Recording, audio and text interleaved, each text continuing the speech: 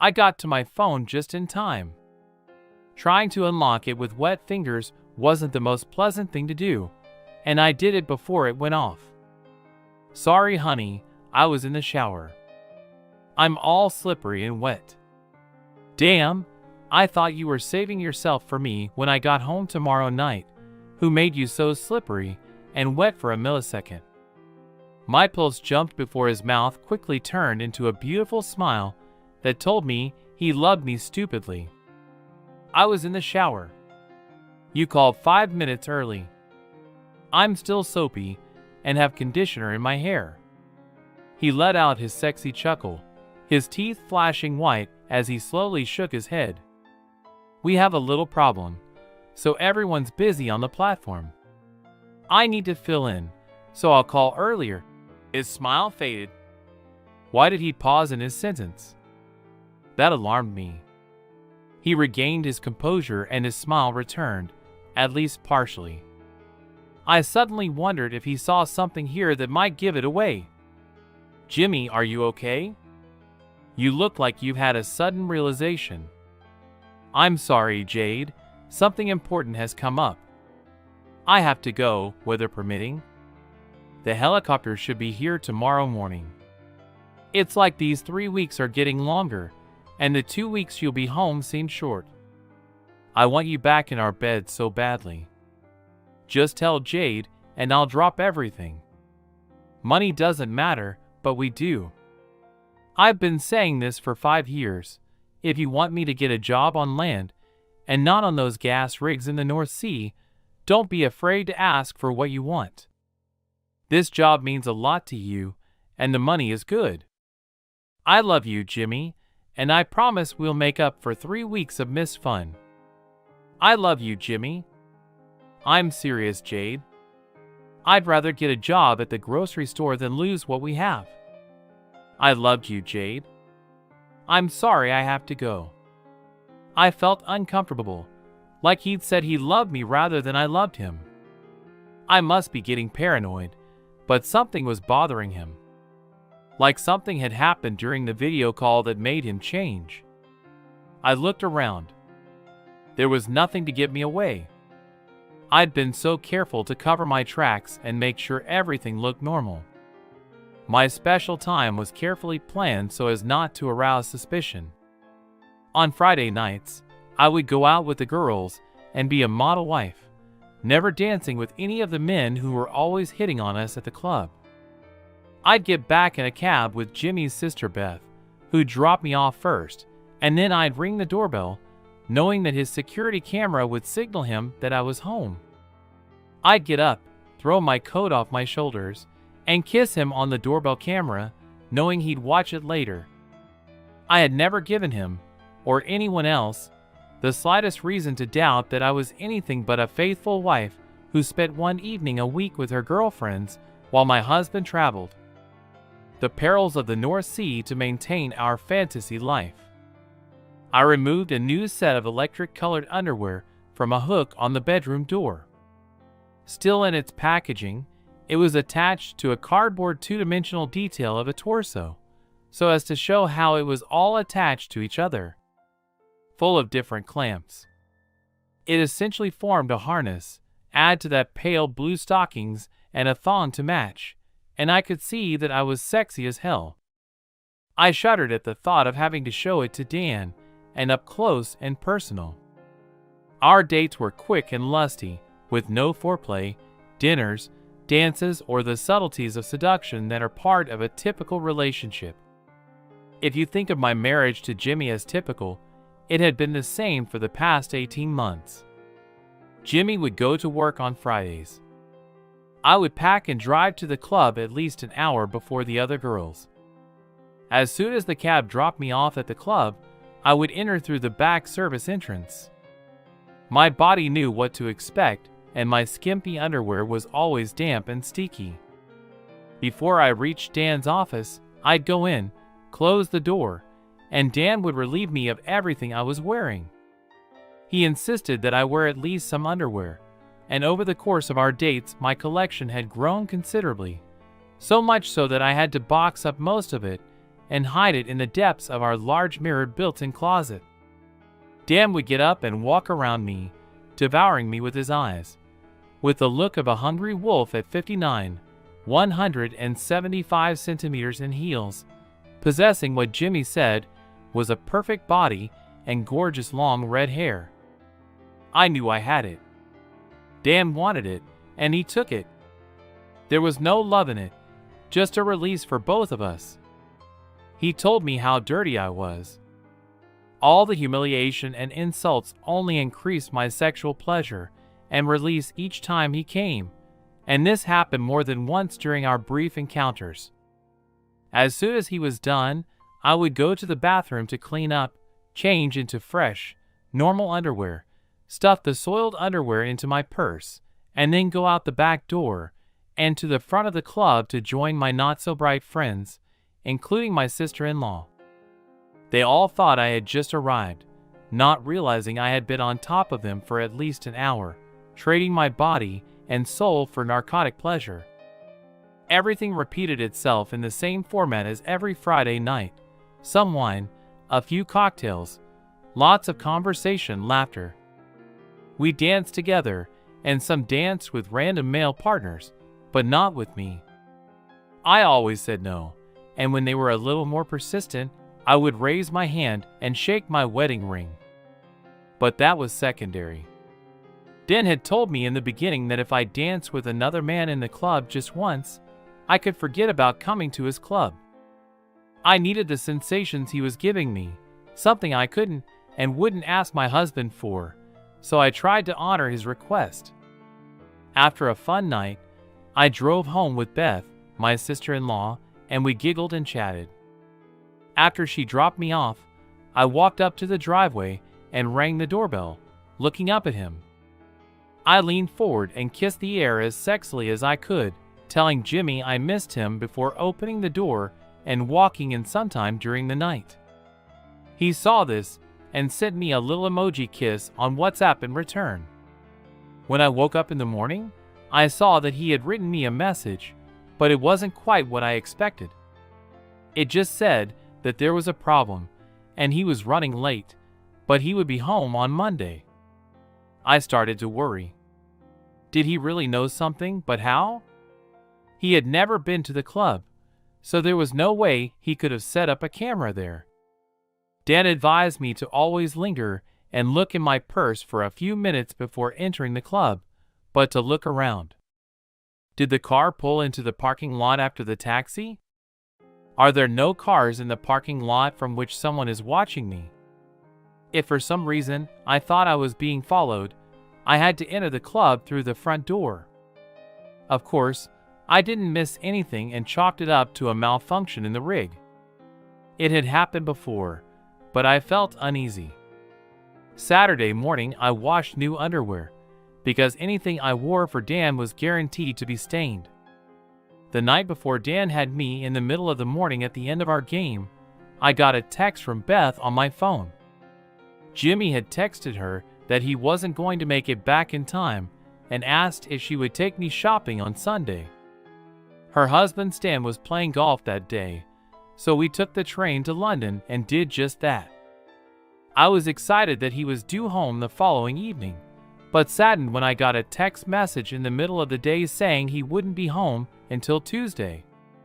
There were no emoticons in the message, just text, which was uncharacteristic of our communication these days. I immediately replied with a sad face, a kiss, and a couple of hearts and waited. Nothing came back. I called him, but the call went straight to voicemail. A few minutes later, Beth's phone beeped to let me know that a message had arrived, and when she read it, I was sure her eyes rolled, and she looked at me for a moment before she typed a reply and put the phone back in her purse. She looked up at me and smiled, but somehow not in the same way. They can't know. I'm covering my tracks, and the evidence just isn't there. But I still felt uneasy. I asked her, "Is there something important?" She literally looked me right in the eye. It was Stan. Apparently, one of his friends had just found out that his wife was cheating on him. I felt my heart jump in my throat. She seemed to be looking right into my soul. Oh, that's terrible. Do we know her? She still looked into my soul and answered, Yes, we both know him, but not her. She's a stranger to us. I felt uncomfortable. I wanted to ask her something else, but I thought it would be better to keep quiet. On Monday and Tuesday, I cleaned the house again. My new dirty laundry was now clean and dry and joined the large collection I had accumulated over the past 18 months. I began to think that it would be wise to sort through it and get rid of some of it, but the idea hurt me because it wasn't all cheap and it wasn't meant for my husband. Maybe it was a mistake. Maybe I should start using some of it when he gets home. He said he should be home around 4:30, so I went to the gym at 12 o'clock to try to calm my mind before he got there after the first time I slept with Dan. I was sure I had the word, guilty, tattooed on my face, even though I was trying very hard to act natural when Jimmy got home, but Jimmy didn't say anything. This tattoo of my shameful act was just not visible to him. After realizing this, I realized that I would be safe if I followed simple rules. Act normal. Don't try to compensate. Don't say no to my husband. And my affair only happened in Dan's office during those girls' nights out. When I returned from the gym, I was shocked. Jimmy had already returned and was sitting on the terrace looking across the garden to Conbrough Castle. In the distance, I walked to the side to listen to the slight rustling of the trees and the birds singing. Jimmy was sitting there, not getting up to hug me, just turning his face to me with a blank expression and staring at the garden again. I felt my heart beat faster and a terrible knot formed in my stomach. How long, Jade? I hadn't expected such a question and tried to think quickly. There was nothing that could give me away or have a rational explanation. Jimmy, what are you saying? What do you mean, I'm having an affair? He turned and looked at me, his face expressionless. I'd seen it before, when we sometimes got together with friends and family for an evening, the guys playing poker and us girls drinking and chatting. I stared at his best poker face. The silence continued, and I felt a tear roll down my cheek. Jimmy, I didn't do anything. He stood up and picked up a box I hadn't noticed beside him and dumped its contents on the table. 18 months of worn underwear lay in a pile. He sat back down, turned around and looked at me with a blank face. I wanted to curse, but that would have given me away. I had to play his game. Put 2 and 2 together and you get 5. I missed you. It's not what it looks like. I get lonely when you're not around. So I started buying lingerie, and I liked to look at myself in the mirror. I wanted to make sure that I still looked sexy. Make sure you still wanted me. I was embarrassed by how much I bought, so I put it in a box in my closet. I thought you'd be mad at me for spending so much money, but you're wrong, Jade. I don't care how much you spent to show me how beautiful you are, but I'm not the one who's benefiting from what I now consider to be a tasteless pile of junk you've soiled. He lowered himself into another chair and pulled out a large brown manila envelope. It had a small bulge, which meant it wasn't empty. He placed it in front of him, then looked up at me with the same face and said nothing. I looked at the envelope and was gripped with fear. What had he received and how did he know? I needed a clue to at least try to limit the possible damage. His sister's comment about her husband's girlfriend led me to believe she was referring to my marriage when she said we didn't know this woman. She was referring to the other me, the one who had broken her wedding vows. I was in trouble. What's in the envelope? Honey, the truth, Jade, just the truth. Then you need to show me what's inside. I have nothing to hide. If you think I've done something wrong, something that's come between us, you're wrong. It's going to be a simple misunderstanding, trust me." He leaned over the table and started going through the things scattered on it. Then he found the blue underwear I'd worn on Friday. "Did he like seeing you in them?" On Friday, I jumped up from my chair, leaned over the railing that separated the terrace from the garden, and breathed dry for a few moments, shaking violently, tears streaming from my eyes. I racked my brain, wondering how he could have known, as I stood there thinking frantically. His voice brought me back to that moment and said 3 words that no partner in a relationship wants to hear. "We need to talk." I looked at him, and he nodded toward the chair across from me. I sat down and studied his face. There was no emotion on it. Just the same poker face I'd seen a few minutes ago when I came home and my world started to crumble one jade at a time. "Look at me. Okay, here's what's going to happen. I'm going to give you this envelope so you can have a copy of all the evidence of your infidelity, and you only get one chance. I want you to tell me the whole truth from the beginning.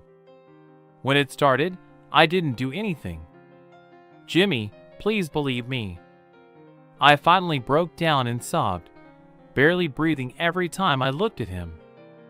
He just sat there and looked at me, impassive and emotionless. "Jay, I know this is hard for you. Let me explain. I want to hear it from you, your words from your mouth.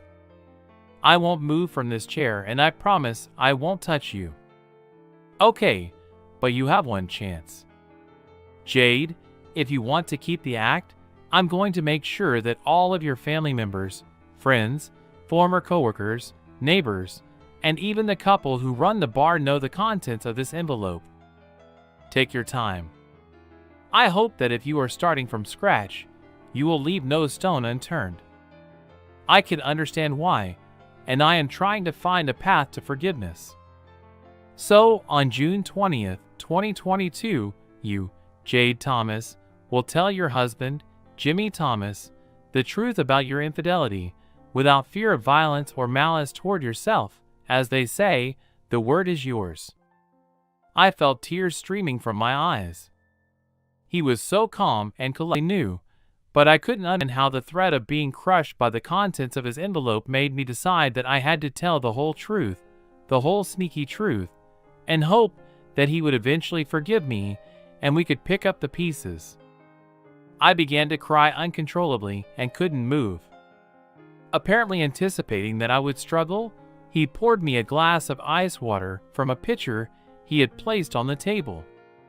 He went back into the kitchen and got a box of tissues. "I'm sorry, Jade. I knew you'd need water, but I didn't realize it would hit you so hard here. Take the tissues when you're ready to shoot." I tried my best to wipe my eyes, but I couldn't look at him directly, so I concentrated on the glass of water in front of me before I spoke. "First of all, Jimmy, I'm sorry. I'm sorry I did it, and I'm sorry you found out and it hurt you. I wasn't actively looking for anyone. It just happened. It was a perfect storm in my life when you weren't there to help me." I heard him take a deep breath, and when I looked up, I saw his gaze harden as he exhaled through his nose. "I realized why I'm sorry, Jimmy. I didn't mean to hurt you. I was just stating a fact. I was alone and things were going downhill. The first blow came when I was downside. No idea that Co. was going to stop the world. If I had known, I wouldn't have jumped into the fledgling business. If everything had been normal, I would still be working there, but as you say, things happen. Then there was Co itself. Yes, the whole blockade was over, but it was so hard for me to be alone, especially without any real neighbors. Until you came home, I felt like a real prisoner, a bird in the gilded cage we call home, and things slowly went back to normal as things normalized. A lot of the girls couldn't go out for various reasons, so life was very low-key until that happened. It was that week when my car broke down and I was on my way to a job interview in Sheffield, and they basically job was mine. But of course, I never showed up, and they gave the job to someone else. And the next day, the washing machine broke down unexpectedly even though it was only 3 months old. On Friday, we went for a walk and the girls commented that I looked depressed, which of course I was. As we left and were almost home, I realized I had left my cell phone behind. Beth called and was answered by the owner of the club. The phone was given to the manager, and I could pick it up whenever I wanted. It was my only way to stay close to you while you were at work. So the cab took Beth home, and I went